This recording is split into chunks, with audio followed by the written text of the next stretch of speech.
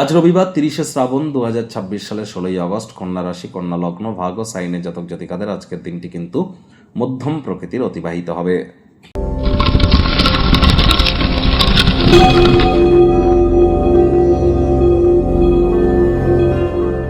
ভিডিওটির শুরুতেই স্ক্রিনে আপনারা দেখতে পাচ্ছেন সূর্যদেবের প্রণাম মন্ত্র।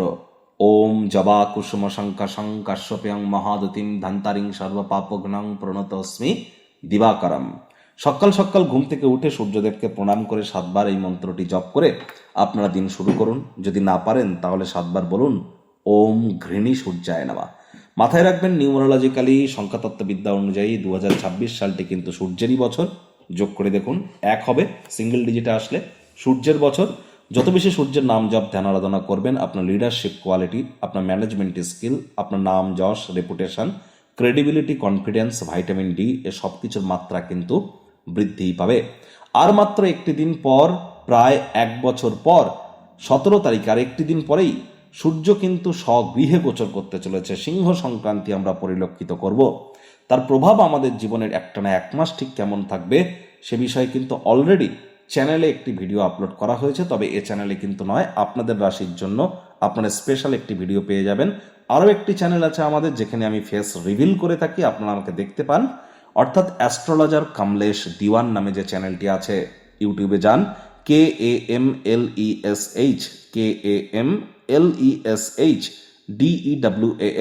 অ্যাস্ট্রোলজার কামলেশ দিওয়ান নামে এই চ্যানেলটিতে আপনারা যান। সেখানে গেলে কিন্তু আপনারা অবশ্যই আপনারা সূর্যের সিংহ সংক্রান্তির বিষয়ে বিস্তারিত বিষয় সম্পর্কে আপনারা অবগত কিন্তু হতেই পারবেন।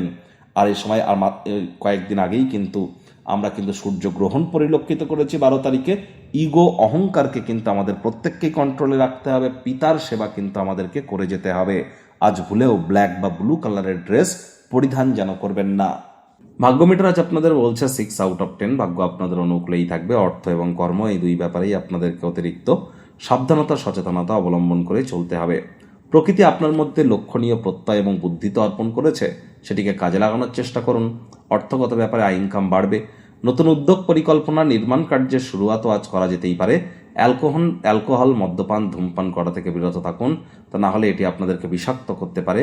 ব্যয়বহুল একটি দিন, খরচ বাড়বে। নতুন উদ্যোগ, পরিকল্পনা, নির্মাণ কার্যকে পিছিয়ে দেওয়াটাই কিন্তু বেটার। চাকরিজীবীদের অফিসে কম কথা বলে কাজ বেশি করতে হবে।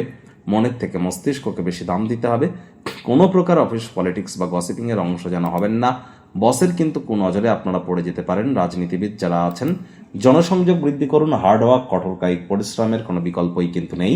শিক্ষার্থী বিদ্যার্থীরা যে কোনো প্রকার পরীক্ষা প্রতিযোগিতায় সফলতা প্রাপ্তি করবেন। উচ্চশিক্ষার জন্য যারা বিদেশ যাত্রার কথা ভাবছিলেন, ভাগ্যদেবীও আজ আপনাদের পক্ষেই আছেন। সন্তান সন্ততি থেকে থাকলে তারাও তাদের কৃতিত্বের দ্বারা আপনাদেরকে গর্বিত অনুভব করাবে। হাউস ওয়াইফদের জন্য দিনটি এক প্রকার বেশ। প্রেমিক প্রেমিকা, স্বামী স্ত্রী দিনটিকে যতটা সম্ভব রোম্যান্টিক করে তোলা যায় সেই প্রচেষ্টাই তো আপনাদের জারি রাখা উচিত। অবিবাহিতদের বিবাহের যোগ পরিলক্ষিত হচ্ছে। যারা প্রেমে পড়েননি তাদের জীবনে স্বপ্নের নারী বা পুরুষের আগমন আজ কিন্তু হতেই পারে। একটু প্রচেষ্টা আপনাদেরকেও করতে হবে। শত্রুপক্ষ, বিরোধী পক্ষ একটু হলেও শক্তিশালী থাকছে। পরিবার পরিজন, নিকটে স্থানীয় ব্যক্তিবর্গ, বন্ধু স্বজন সকলের সাথে ভাব ভালোবাসা বাড়বে। গৃহের পরিবেশ শান্তিপূর্ণ, নির্ঝঞ্ঝাট পরিগণিত হবে। মানসিক শান্তি বাড়তে চলেছে। আজ আপনাদের উচিত সময়ের কাজ সময়ে করা। তাড়াহুড়ো, হটকারিতা ভুলেও যেন আপনারা করতে যাবেন না।